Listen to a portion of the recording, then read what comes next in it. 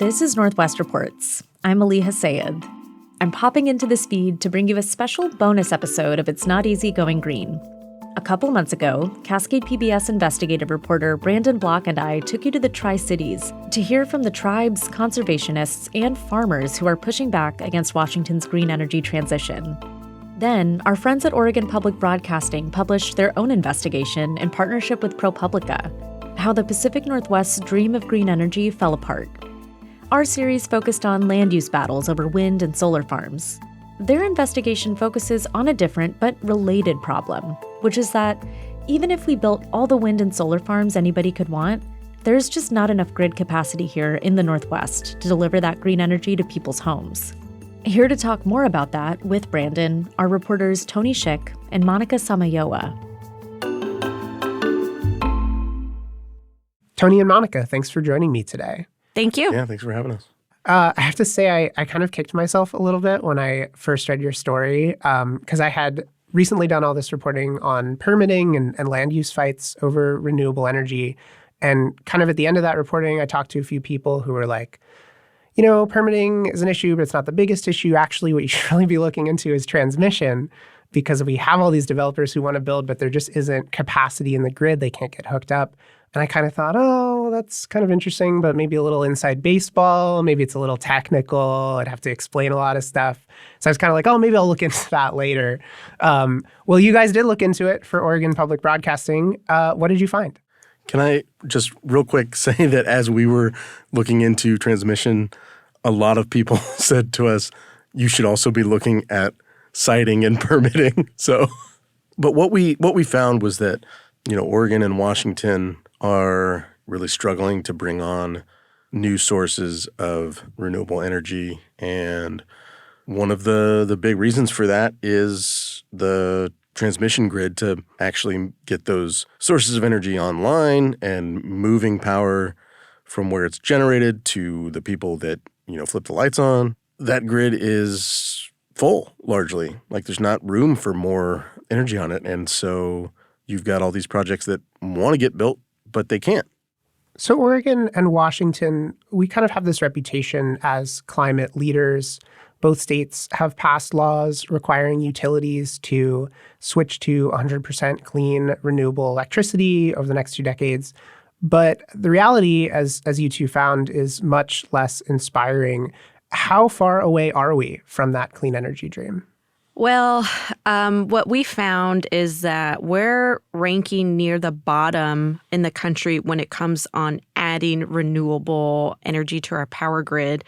We're touted as like super green. We're in the Pacific Northwest. You know, we're leaders when it comes to renewable energy and these climate policies that will help us get there. But when we really looked into it, yeah, it's not looking great for our region at all. And so that's when we saw that our renewable growth was near the bottom. And it's just really going to take a lot for these states, for both Oregon and Washington, to make up for that if they want to meet their climate mandates that they set a few years ago.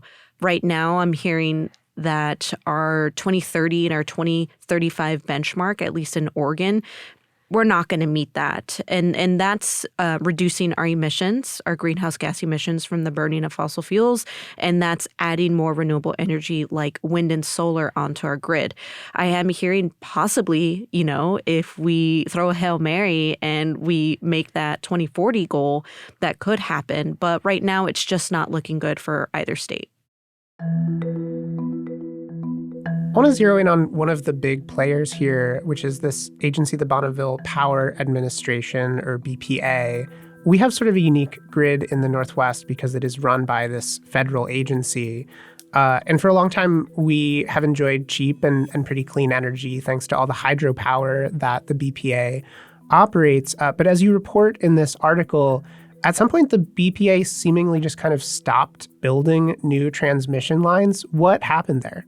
Yeah, we in the region we've been able to coast for a long time on the fact that BPA had built this, and in some ways maybe overbuilt this grid for what we needed.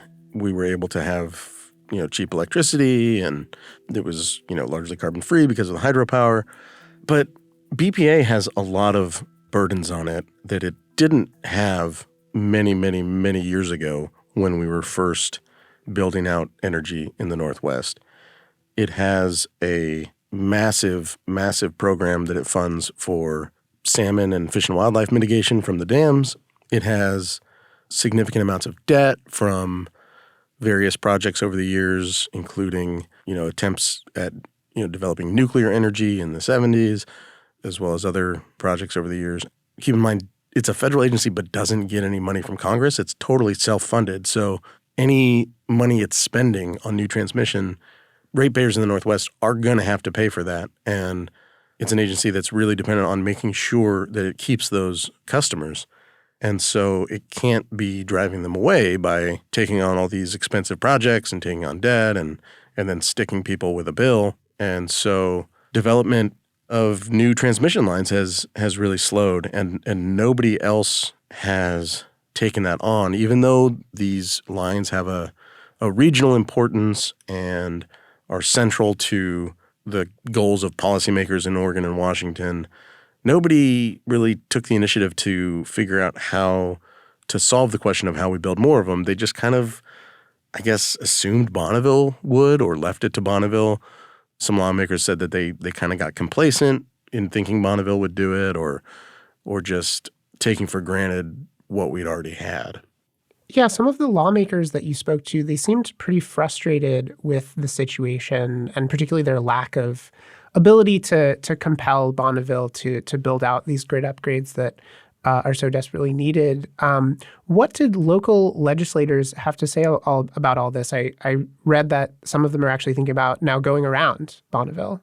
Yeah, it was really interesting hearing the responses from legislators when they were part of, at least in Oregon, creating the mandate of requiring electric utilities to be carbon neutral by 2040. When I asked them about Bonneville and transmission, they were like, well, you didn't think about them, which is they're a big, piece to this huge puzzle in trying to get more energy and more electricity to people. They own at least 75% of the power lines in the region. And so that was, to me, like a big fumble in not talking with them and trying to figure out how the region can work together to get there.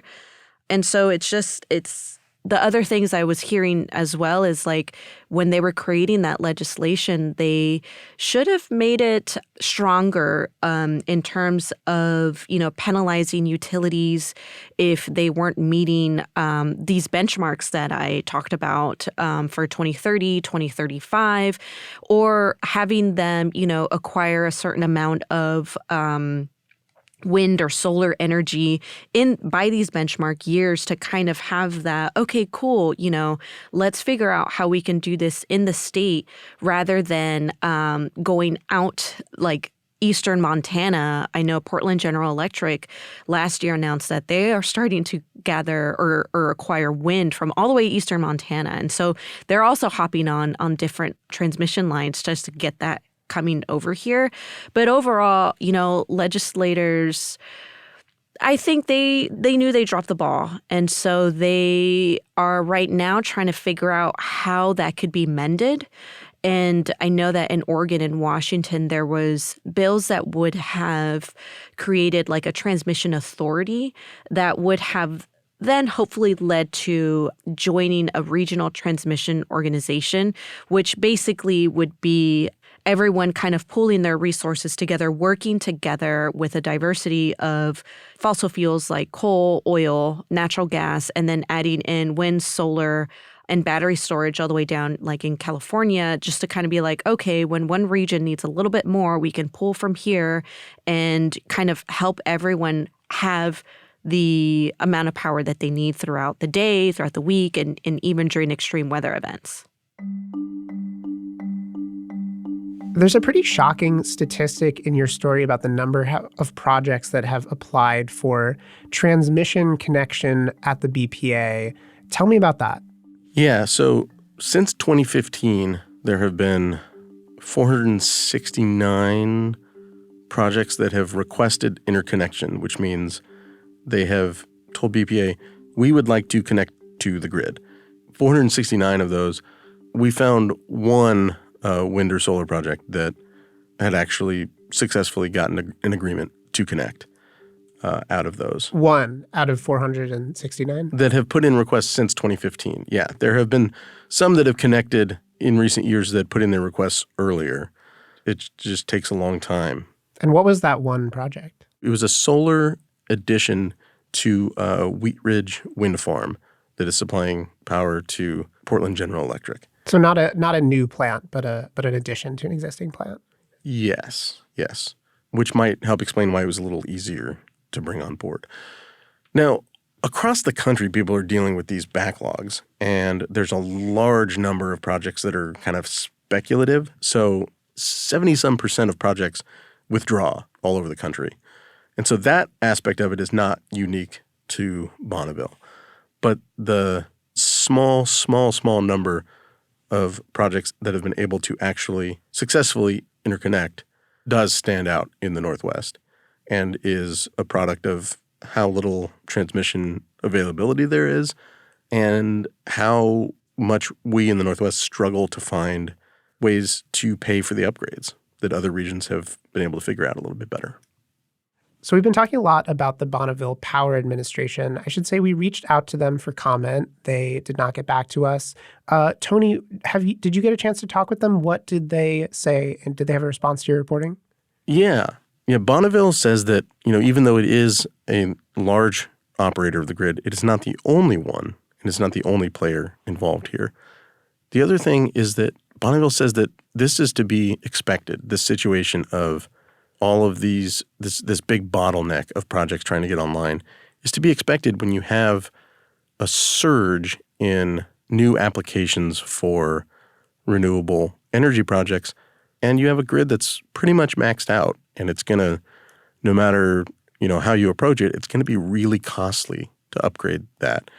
And Bonneville is doing its best to accommodate that in a responsible way that doesn't stick people, its ratepayers, with unreasonable bills. And it has announced $5 billion in new spending for transmission upgrades that were, long awaited by renewable energy advocates.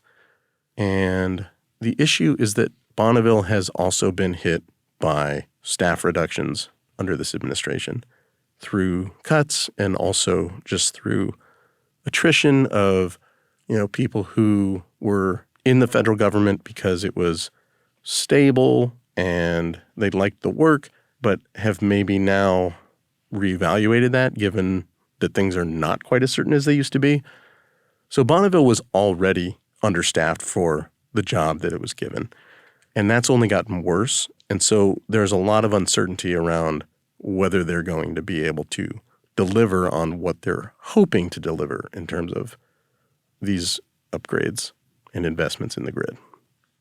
So we're not meeting our targets, and according to your reporting, we're already seeing the effects of our failure to expand grid capacity to meet that new electricity demand from things like EVs and data centers.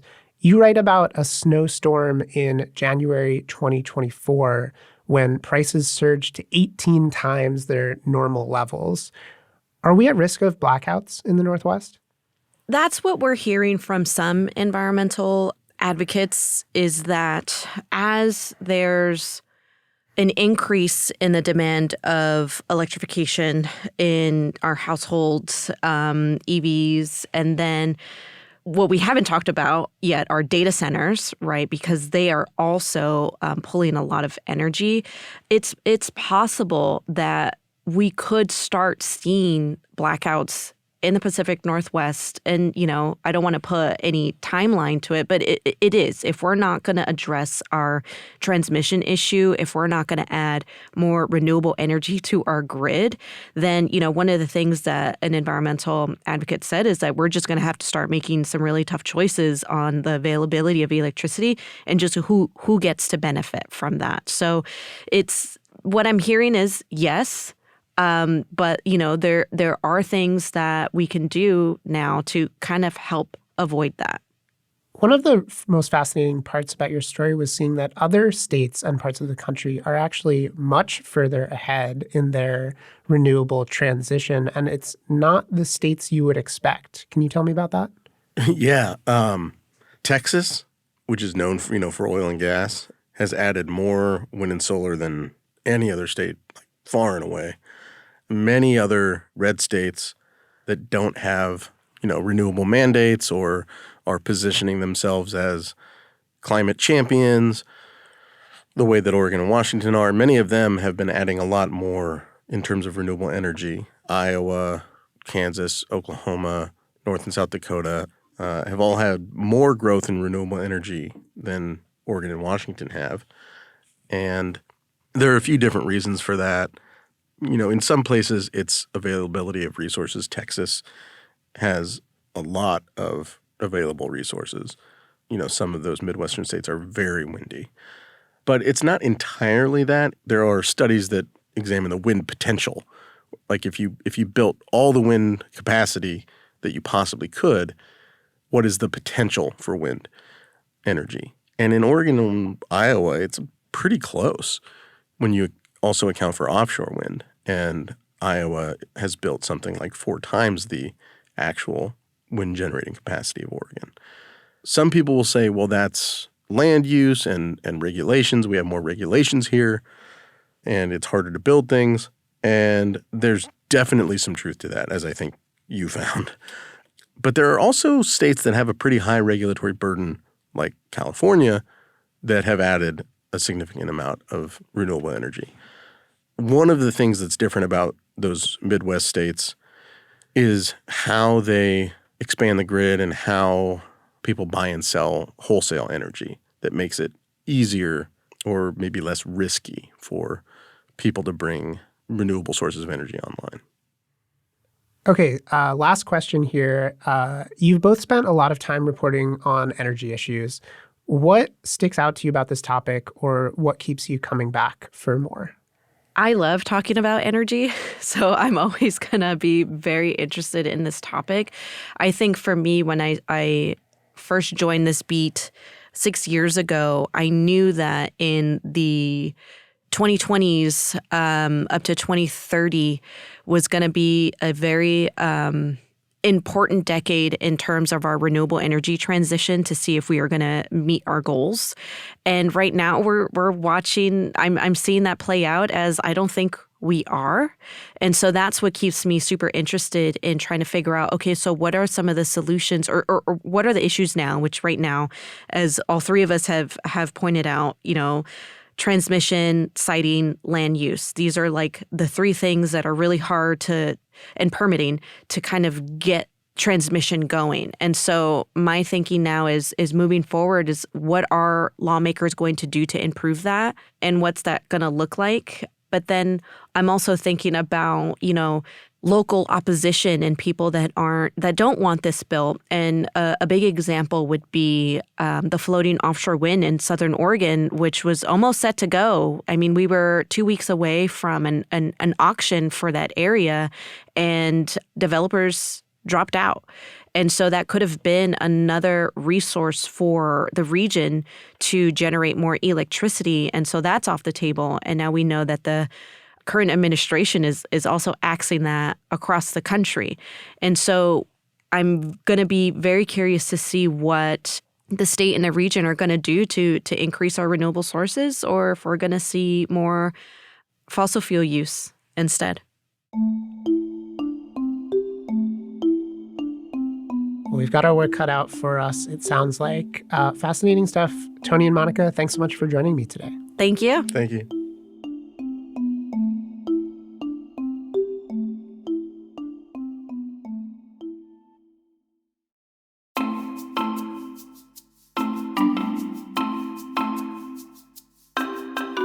Thanks for listening to Northwest Reports. That was Tony Schick and Monica Samayoa with Oregon Public Broadcasting speaking with Cascade PBS investigative reporter Brandon Block.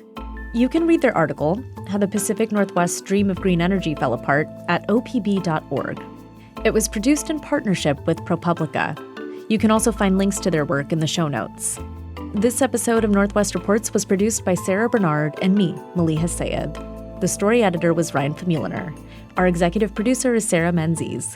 You can subscribe to Northwest Reports wherever you listen, and whatever platform you're listening on, please review us. We'd love to know what you think of the show. Northwest Reports is made possible by listeners like you. Your support will tell the stories that shape Washington State. Join the members who help us create Northwest Reports. Your donation will be put to work right away, delivering the Cascade PBS lineup of podcasts, video docuseries, and daily in-depth reporting you and so many rely on. In addition to supporting our journalism, members receive great member benefits, including Cascade PBS Passport with extended access to an on-demand library of local and PBS favorites. Go to cascadepbs.org/NW reports to sign up today. Also, stay tuned for the next Northwest Reports series, which drops on June 25th. It'll feature conversations that were taped live at the Cascade PBS Ideas Festival on May 31st. My co-host Sarah Bernard and I talked to 4 influential Seattle community members about the city's past, present, and future. For the latest political, investigative, and cultural coverage from the Pacific Northwest, visit cascadepbs.org. That's also where you'll find It's Not Easy Going Green. I'm Maliha Sayed. We'll be back soon with another episode.